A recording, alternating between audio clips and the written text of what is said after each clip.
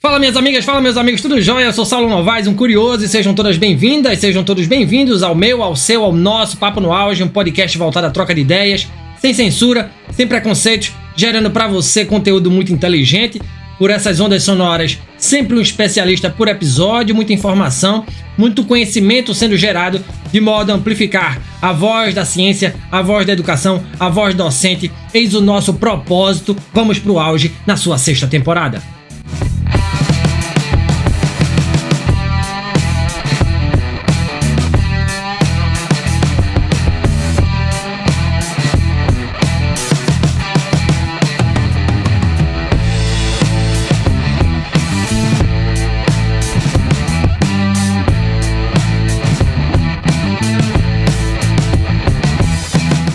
A relação entre ciência e mercado é valorosa ao transformar conhecimento em inovação e progresso econômico. No entanto, levar descobertas acadêmicas para o setor produtivo enfrenta desafios como a falta de investimentos, a burocracia e a distância entre pesquisadores e empresas. A transferência de tecnologia, incentivo ao empreendedorismo e as parcerias estratégicas são caminhos para superar essas barreiras. Além disso, é fundamental criar políticas que aproximem universidades e indústrias, facilitando a aplicação prática das pesquisas. Dessa forma, a ciência pode gerar impacto real, resultando em novos produtos, serviços e soluções para a sociedade. Do paper ao PIB, como e por onde começa essa trajetória? Quem nos responde é o professor Dr. Marcelo Carneiro Leão, ex-reitor da Universidade Federal Rural de Pernambuco e atualmente diretor do CETENI, Centro de Tecnologias Estratégicas do Nordeste, unidade de pesquisa vinculada ao Ministério da Ciência, Tecnologia e Inovação. O professor Marcelo é pós-doutor no uso das tecnologias da informação e comunicação, no ensino de ciências pela Universidade de Barcelona, doutor e mestre em Química pela Universidade Federal de Pernambuco, licenciado em Química pela Universidade Federal Rural de Pernambuco, é professor titular da Universidade Federal Rural de Pernambuco e membro da Academia Pernambucana de Ciências, a APC. Professor Marcelo, que honra ter o senhor aqui, lhe conhecer, né, e estar desfrutando do seu conhecimento aqui para o nosso podcast. Obrigado por sua presença, professor. De imediato eu já lhe pergunto, por que ser pesquisador, por que ser professor? Bem-vindo aqui ao Papo no Auge, professor Marcelo. Olá, Saulo. Olá a todas e todos que nos assistem. Eu que agradeço o convite. Falar sobre educação, sobre ciência é sempre um grande prazer. E por que ser professor? Por que ser pesquisador? Porque eu acredito que o único caminho para a gente transformar a sociedade, gerar desenvolvimento, reduzir desigualdades, é através da educação e da ciência. Isso não é opinião, é um olhar sobre a história da humanidade. Nenhum país se desenvolveu, gerou desenvolvimento, reduziu desigualdades quando não investiu em educação, em ciência e tecnologia. Pois é, professor, comungo da mesma visão do senhor. E por falar em ciência, por falar em desenvolvimento, e antes da gente entrar aqui no tema do nosso episódio, eu gostaria que o senhor explicasse para a nossa audiência, professor, o que é o CETENI e qual é a importância desse órgão para a ciência brasileira. Vamos lá, o CETENI, nome é Centro de Tecnologias Estratégicas do Nordeste, ele é uma unidade de pesquisa das 17 existentes e vinculadas ao Ministério da Ciência, Tecnologia e Inovação. O CETENI tem como missão principal realizar pesquisa, desenvolvimento e inovação que propiciem, que auxiliem, que contribuam no desenvolvimento social e econômico do Nordeste. Apesar de ele estar sediado aqui em Recife, Pernambuco, é um órgão que atende a todo o Nordeste. Temos uma estrutura de equipamentos nas áreas de biotecnologia, nanotecnologia, computação científica, energias renováveis, uma biofábrica que trabalha na geração dessas tecnologias estratégicas para o desenvolvimento do nosso querido Nordeste. Muito bem, muito bem. Veja, agora sim a gente entrando aqui no que nos traz a esse episódio. Em entrevista recente, o senhor diz para a revista Algo Mais que é preciso sair do paper ao PIB. Eu achei essa frase genial, assim, sensacional. E o senhor completa: é preciso transformar a ciência em algo concreto. O que seria esse algo concreto? Como sair do paper, do artigo, e alavancar a economia passando pela ciência, professor Marcelo? Por que transferir tecnologia no Brasil é tão difícil? Vamos lá, eu vou responder do fim para o começo. Eu acho que primeiro a gente tem que entender o que é fazer sentido, quando a ciência faz sentido. Eu acho que se a gente perguntar a uma pessoa nas ruas ou em qualquer lugar, se ele sabe onde está presente a ciência na vida dessa pessoa, normalmente essa pessoa não sabe. Esquece ela que ela está usando uma camisa que foi desenvolvida com base científica, ela está usando um telefone celular que foi desenvolvido por ciência. Todo o dia a dia dessa pessoa, ao acordar, ao escovar os dentes, aquela pasta teve ciência no seu desenvolvimento. Então a gente precisa primeiro mostrar para a sociedade que ciência é algo que impacta o cotidiano das pessoas. Esse é o primeiro ponto. Mas a culpa não está na sociedade que não percebe isso. Talvez a maior culpa esteja nesse ecossistema de ciência e tecnologia, isso no mundo inteiro, e no Brasil muito fortemente. As pessoas precisam entender, os pesquisadores, que não basta, que é um caminho não completo, quando eu simplesmente publico num periódico, um paper, e acho que cumpri com a missão de pesquisador. Isso é apenas uma etapa. Eu preciso dar um segundo passo, que também não é o passo final, que é pegar essa pesquisa e gerar algum desenvolvimento através de patentes e de registros. Se a gente sai do simples artigo, passa para uma patente. Mas não é somente parar aí nessa patente. Essa patente precisa ser transferida para a sociedade, gerando produtos concretos que impactem na vida das pessoas. Por isso que a gente fala do paper ao PIB. Eu preciso sair da pesquisa, eu preciso gerar patentes, mas eu preciso que essas patentes se transfiram em tecnologia para o cotidiano das pessoas. Muito bem. Obrigado, professor, por essa explicação. Veja, o Brasil ele é uma potência em ciências. Estamos em 13º lugar em produção científica, segundo o relatório Panorama das Mudanças na Pesquisa no Brasil, produzido pela Clarivate e divulgado pela CAPES. No entanto, estamos em 50º lugar quando o assunto é inovação, de acordo com o Índice Global de Inovação 2024. Por que essa discrepância é grande, professor? Porque muitas vezes a academia, sociedade e setor produtivo não dialogam a contento. Até que ponto a dependência de recursos públicos para a pesquisa científica no Brasil desestimula o investimento privado e a criação de um ecossistema de inovação sustentável?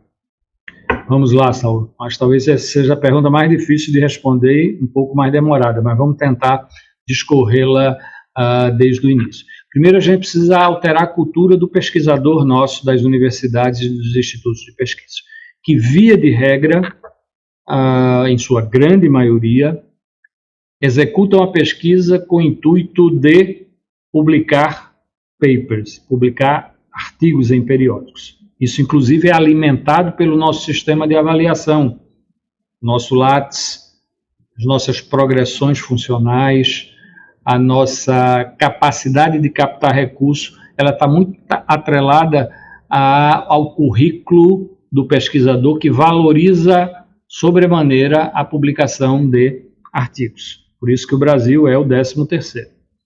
Entretanto, os outros passos não eram dados. Acho que nos últimos anos a gente avançou um pouco para o segundo passo, que não é o passo final, volto a dizer, que é os registros, depósitos e registros de patentes, onde eu transformo aquela pesquisa em uma invenção. Por isso que eu ainda falo que quando você gera uma patente, isso não é inovação, isso é invenção, é uma invenção que é registrada através de uma patente. Então, nós nos últimos anos, eu acho que o Brasil avançou muito na questão de patente. Entretanto, a inovação só se configura quando esta invenção, registrada em patente ou não, ela se transfere para a geração de um produto que efetivamente impacta a sociedade. E aí entra uma discussão que precisamos fazer na questão das políticas públicas. A gente precisa entender que é nas fases iniciais de uma pesquisa, onde existe um alto grau de risco de dar certo ou não dar certo, é extremamente necessário o investimento público. Eu uso sempre o exemplo do iPhone, que é um equipamento que é um exemplo muito utilizado para quem defende a questão das empresas, da privatização, da qualificação. 60% do iPhone, inclusive o touchscreen, que depois foi utilizado em por outras empresas, ele foi desenvolvido, esses 60% dessas tecnologias foram desenvolvidas com recursos do governo americano. Então, é extremamente necessário que o poder público construa políticas e aporte recursos para essa fase inicial, o que a gente chama das TRLs iniciais, um desenvolvimento, quando eu saio de uma pesquisa até a inovação, ela vai TRL 1, 2, 3, 4, até chegar lá a 9, que é o produto basicamente final. Então, nessa fase inicial, é extremamente necessário que haja um investimento público.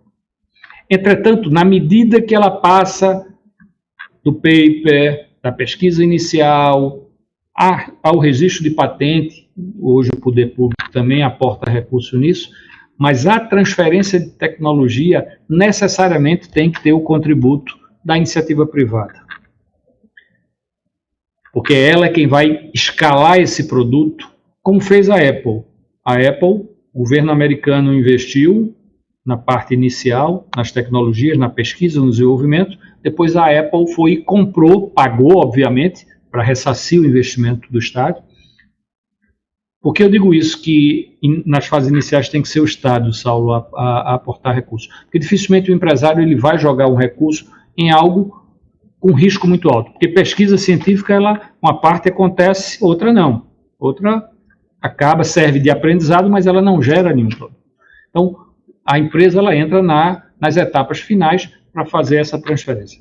E é por isso, por entender que é um processo que tem a ver com instituições públicas, privadas, academias, a sociedade em geral, que a gente trabalha sempre nesse campo de pesquisa, desenvolvimento e inovação com o conceito da chamada hélice quádrupla, que hoje a literatura já fala em hélice quíntupla, porque acrescenta a questão da sustentabilidade, mas eu vou focar, para ser mais didático, na hélice quádrupla.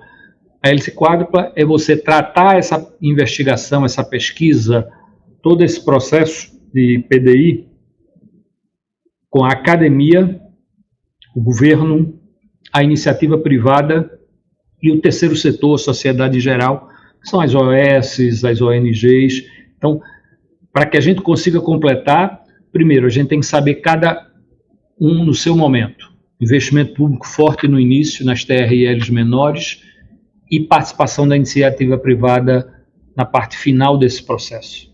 O que no Brasil, infelizmente, a gente tem a cultura do investimento público no início, mas as nossas empresas, via de regra, ela não tem uma cultura de valorar pesquisa e desenvolvimento para gerar eficiência, gerar melhores produtos, que é uma cultura que existe na América, que existe na Europa. Então, em linhas gerais, é isso que eu gostaria de comentar sobre esse fluxo do PAPE ao PIP. Joia. Velho, o senhor falou em mudança de mentalidade do pesquisador brasileiro.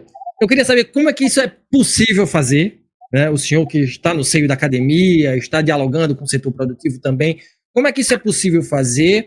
Será que a gente não entra aí numa seara de conflito de interesses, professor, quando a gente mistura setor privado, setor público? O que é que o senhor tem a dizer sobre isso? Vamos lá. Eu acho que talvez seja o maior desafio. Mudar essa cultura significa, não é mudar a cultura do pesquisador, é mudar a cultura do sistema de ciência e tecnologia e educação superior desse país. A gente precisa fazer uma grande reforma. Só saindo um pouco do tema, mas continuando, porque tem um reflexo, as universidades precisam repensar o seu papel nesse mundo contemporâneo. Hoje, boa parte dos nossos jovens estão saindo das universidades com uma formação que não está adequada a esse mundo contemporâneo. Eu sou completamente contra, por exemplo, cursos de 5 anos, 6 anos. Eu acho que a gente precisa reduzir mais os cursos, a 2, 3 anos, porque o aprendizado hoje ele tem que acontecer ao longo da vida, porque se você estudar 5 anos, como antigamente, e até a sua aposentadoria você utilizar desses conhecimentos, hoje não existe mais isso. No dia seguinte você precisa reaprender, então não tem muito sentido eu manter um jovem no início de um processo com 5 anos numa universidade. É muito melhor que eu fizesse 2, 3 anos, uma coisa mais básica, e continuamente. Então, a gente precisa mudar um pouco esse pensamento das nossas universidades. E voltando ao campo da pesquisa, do desenvolvimento e da inovação, a gente precisa também de políticas públicas, e que já começam a acontecer, de valorar muito mais a inovação do que a invenção apenas. O que é que eu estou dizendo? Hoje, a progressão funcional dos nossos docentes nas universidades e institutos de pesquisa, a capacidade que eu gero com o meu currículo de buscar recursos para os meus projetos, elas estão muito atreladas ao número de papers e agora um pouquinho o número de patentes. E pouca coisa do que eu conseguir transferir tecnologia para a sociedade. Então a gente precisa repensar isso para que a gente não possa. E em relação a esse conflito de interesse, eu acho que a gente precisa, eu brinco sempre que se eu falasse na universidade há 20 anos atrás, em parceria público-privada, nós seríamos crucificados. Entretanto, hoje a gente tem que acabar com esse preconceito, a gente tem que entender que o empresário ele tem uma função, ele quer lucro, etc., etc., e a função de uma universidade pública é outra, a inclusão, a formação, tudo isso. Então, se a gente estabelecer, cada qual, como dizem vulgarmente, cada qual no seu quadrado, sabendo que a instituição pública ela é responsável pela formação das pessoas, o processo de inclusão, o desenvolvimento de conhecimento, inclusive para gerar autonomia ao seu país, para não ficar indo buscar, para deixar, por exemplo, o Brasil de ser exportador de commodities e ser exportador de tecnologia. Tudo isso, o papel do Estado é fundamental, é inegociável. Se a gente quer um país desenvolvido, independente, soberano, em termos de tecnologia, de ciência, tem que ter investimento do Estado. Entretanto, o Estado não pode ser o responsável por transformar essa ciência, esse conhecimento construído, em produtos que serão escalados para venda, para comercialização, para utilização da nossa sociedade. Isso é papel da iniciativa privada. Então, se cada um souber alinhar bem, respeitando a missão de cada um, não vejo nenhum problema. O que a gente não pode é privatizar o Estado, nem estatizar as empresas. Cada um na sua função, a gente consegue fazer pesquisa, desenvolvimento, inovação. Muito bem. Ô, professor, a gente já está chegando aqui ao final. Eu queria saber do senhor, o que é que falta para o nosso país, que é tão grande, tão pujante, o que é que falta para o país alargar em ciência e inovação, professor Marcelo? É outra pergunta difícil, viu, Sal? Mas vamos lá. Eu acho que é um processo lento, primeiro de investimento em educação. E não é um investimento que vai no estalar de dedos resolver nossos problemas. A gente precisa, e quando eu falo em educação, educação nos 3 níveis, porque essa ideia de separar, não, vamos investir agora na educação básica, que é prioridade. A prioridade é a educação básica, ensino fundamental, médio, ensino técnico, superior. Não existe separação. Esse é um contexto, porque, por exemplo, quem formam os professores que vão formar os nossos jovens lá do ensino fundamental? Basicamente as universidades.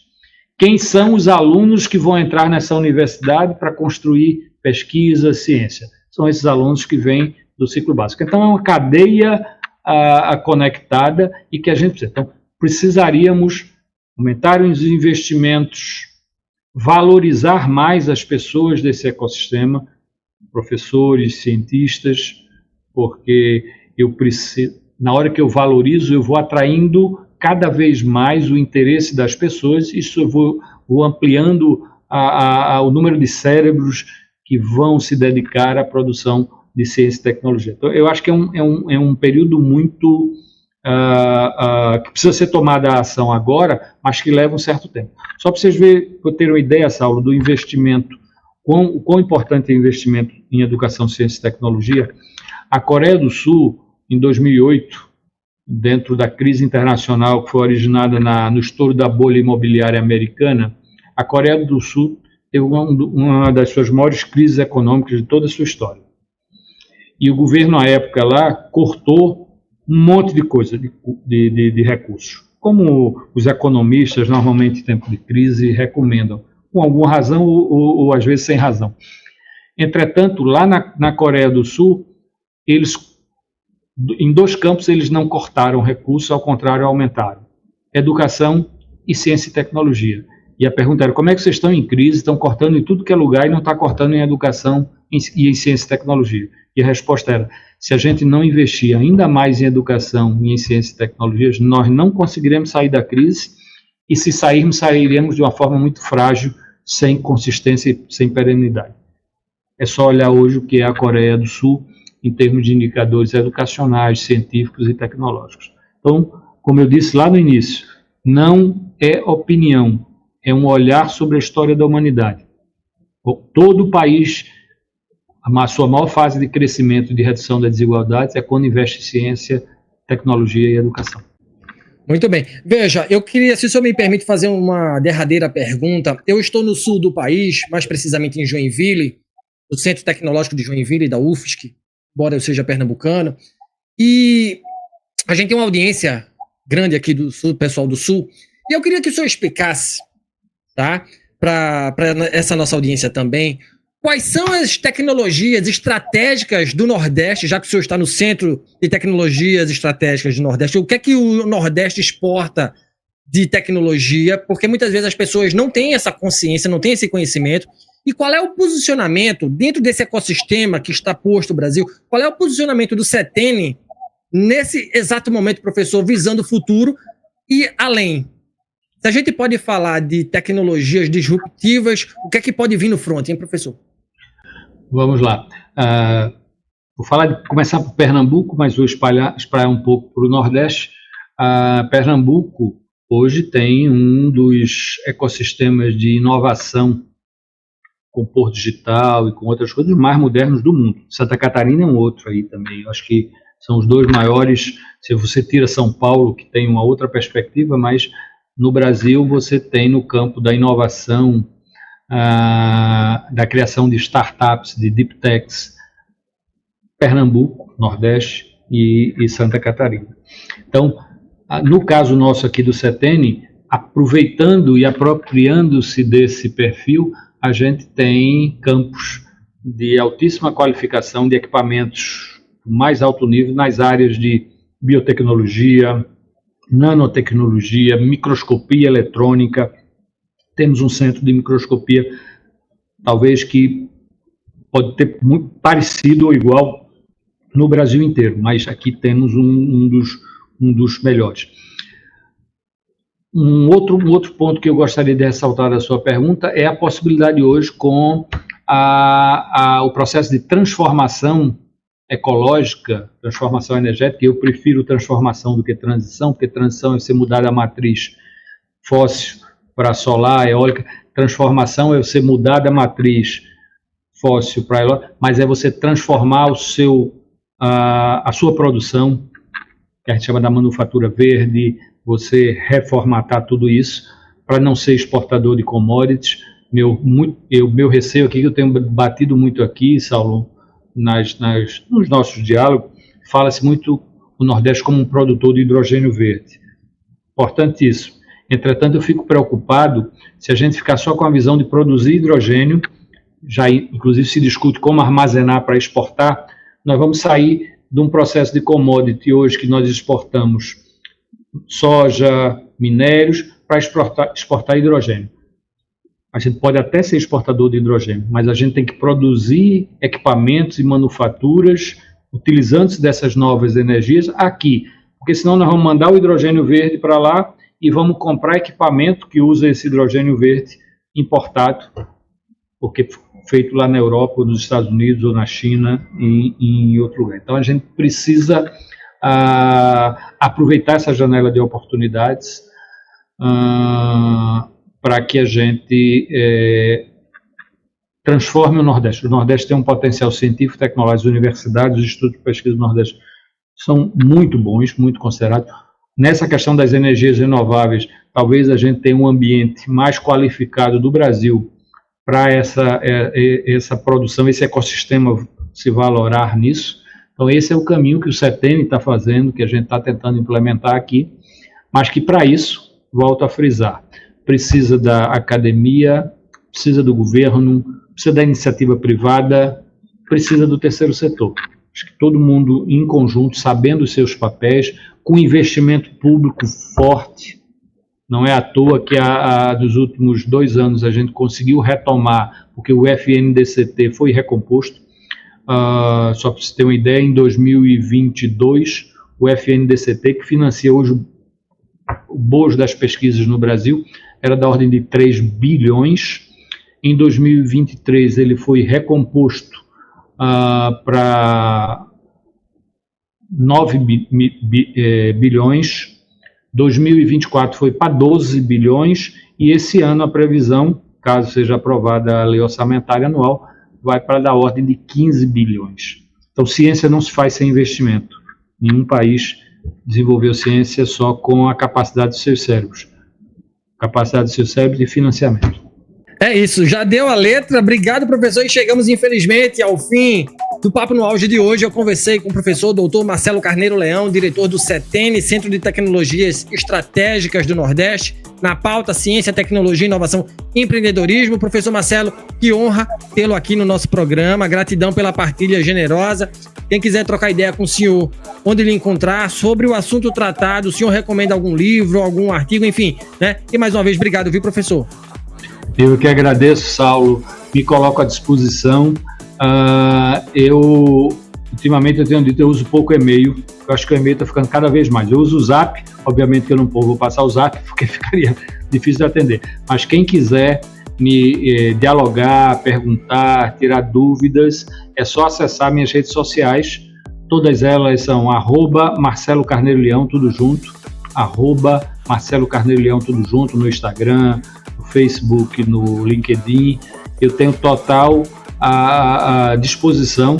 Podem ter certeza que eu respondo a todo mundo, porque a gente só acredita que ciência só se faz de forma coletiva. É isso, professor. Obrigado, viu, de verdade, tá? Grande abraço e sucesso ainda mais pro senhor, tá? Eu que agradeço. Grande abraço. Valeu demais.